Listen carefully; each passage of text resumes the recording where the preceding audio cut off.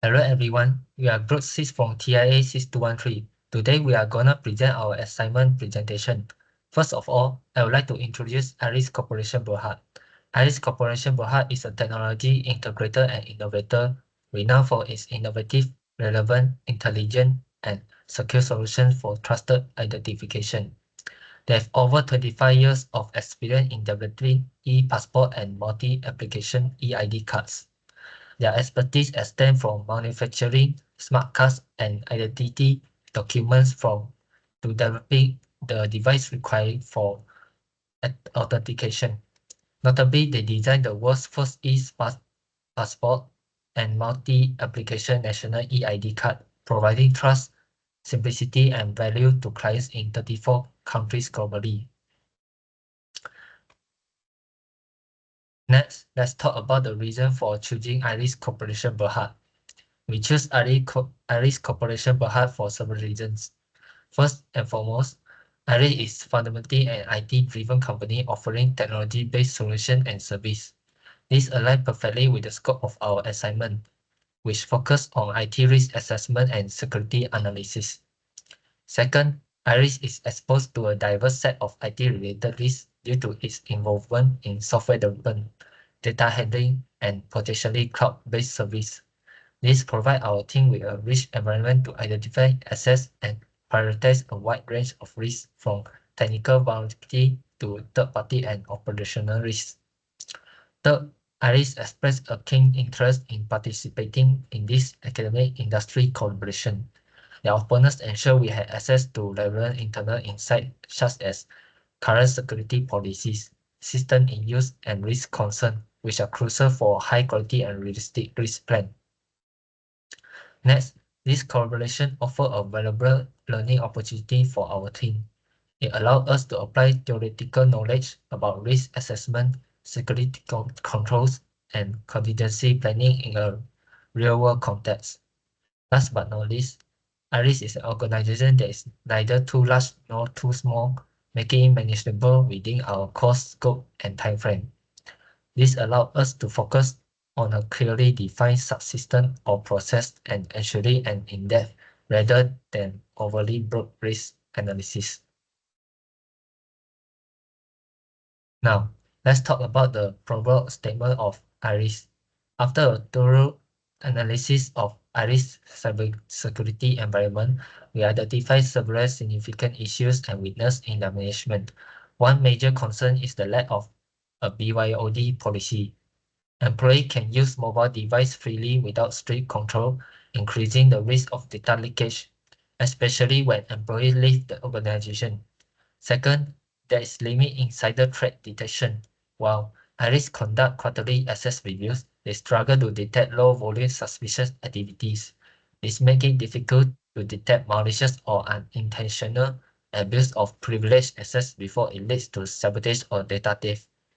Third, IRIS has a narrow scope for data governance. Their primary focus is on monitoring credit cards numbers, leaving them other unprotected sensitive data such as phone numbers.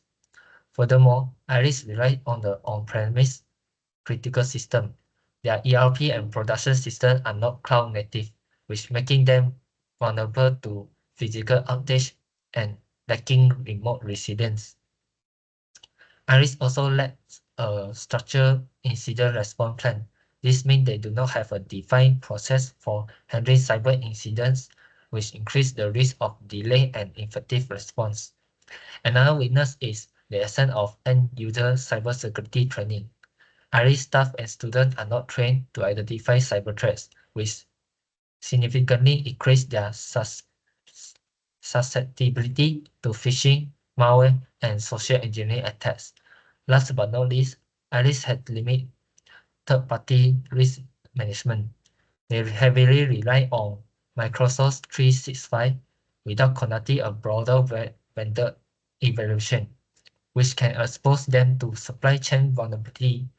In summary, these challenge weakness or vulnerabilities severely compromise IRIS overall cybersecurity resilience and their ability to protect data from both internal and external threats. name is Chang Henzi, and now I will be presenting the risk assessment approach and the top 20 identified risks. The risk assessment approach that we will be using is the qualitative approach. This approach relies on the use of data obtained from the person who is in charge of risk assessment. Therefore, it is necessary to have a general understanding of the organization's operations, possible threats, and risk management expertise. This approach fits our current situation as it does not need detailed actual data to analyze the risk, and related data to a company are unreachable, which requires the related data to be obtained from the person who is responsible for risk management in the company through an interview. To perform a qualitative risk analysis, there are 5 steps that are need to be followed, which are identify the risk, assess the risk, prepare a report, implement and monitor risk response plans, and monitor and control the risk. The first step is to identify the risk, which requires the creation of a list with potential risks and rank the risks based on its crucialness. The second step is to assess the risks, which identifies and prioritize the potential risks based on its importance, then address them in each category. The third step is to prepare a risk report, which requires to identify and categorize risks to be documented with explanation and response plan. The fourth step is to implement and monitor risk response plans, which requires the solution for the risk to be implemented and monitored to reduce or eliminate the impact caused by the risk. The last step is to monitor and control the risk, which requires the monitoring and controlling the response plans after analyzing the risks to ensure that updates of the response plans is implemented, as there will be always new risks and threats. Now, I will be talking about the top 20 identified risks found in IRIS. The top 20 identified risks are system downtime rules, limited disaster recovery testing, lack of endpoint detection and response, concentrated infrastructure, partial cloud readiness, limit use of backup systems, insider threat risk, shadow IT usage, build your own device risk, data leakage, unstructured data risk, third-party vendor dependency, critical vendor disruption, lack of structured change management testing, load sensitivity to low volume attacks, resource limitations for IT risk controls, inadequate employee awareness and engagement, over-dependence on a single IT unit, lack of formal risk tracking for emerging act, and regulatory non-compliance risk. For system downtime risk, Aris offers downtime ranging from 3 days to 7 days per production. Although flexibility is allowed, there is still a risk during the case of disasters which can stop the production entirely, resulting in lost business revenue and cause customer dissatisfaction. For limited disaster recovery testing, disaster recovery drills on the business of IRIS are executed once a year, owing to a shortage of funds only on paper. This makes it more probable that one will be unprepared when faced with a real-life situation, as paper drills would not be effective to test the time of recovery and number of resources one has. For lack of endpoint detection and response, Iris is based on manual checks and review once every quarter without consultation to automated endpoint detection systems. This reduces their capability of detecting superior threats or malware in real time on the devices of users. For concentrated infrastructure, all the servers, network, and computer are situated in a single building, and therefore they all have single point of failure. Even backup strategies cannot do anything when there happens some disaster in such building that is bound to disable operations. For partial cloud readiness, core applications like ERP and production are still on-premise, while Microsoft 365 alone has been migrated to the cloud. This limits business continuity in the event of catastrophic disasters, as disaster resilience being cloud native is not available within mission-critical systems. For limited use of backup systems, despite the backup, it is not really implemented in real life as a failover protection. In fact, it is implemented only after the disaster takes place.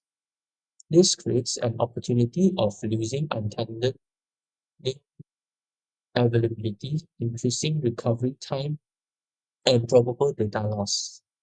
For insider threat risk, the members of the organization, like the employees and contractors, are the ones that take part in the so-called insider threats, where they may use their authorized privileges to cause damages to their organization either willingly or not, despite the fact that IRIS seems to conduct the quarterly access review.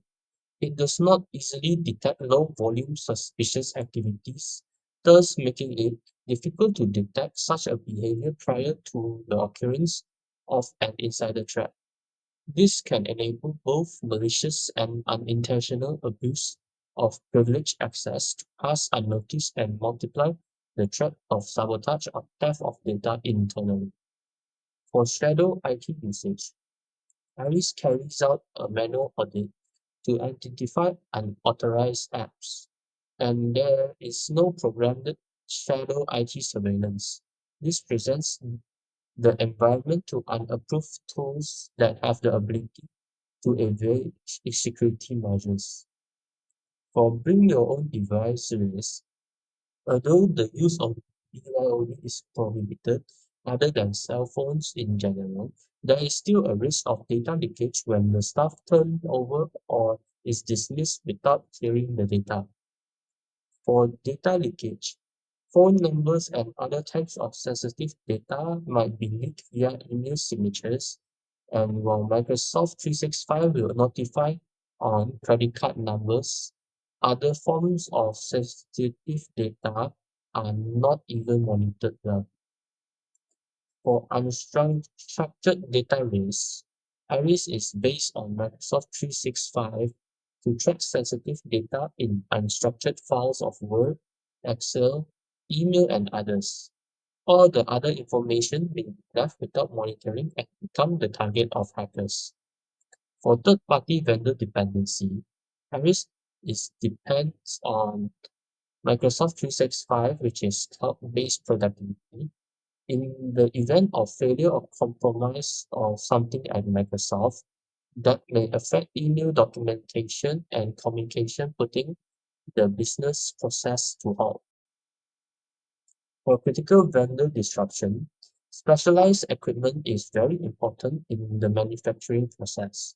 Interference to suppliers of such equipment or delays in parts shall mean that the manufacturing will come to a standstill, and this will have an imminent effect on revenue. For lack of structured change management testing, although adherence to ISO procedures of change management is present in Chinese, no mention can be found of a test bed to upgrade or change the systems. When testing is underdone, instability or planned flaws in the term of security are introduced. For low sensitivity to low volume attacks, the surveillance mechanism is adjusted to track busy suspicious action. Convert attacks that are of low intensity are able to pass through undetected, facilitating long-term compromise. For resource limitation for IT risk controls, IRIS recognizes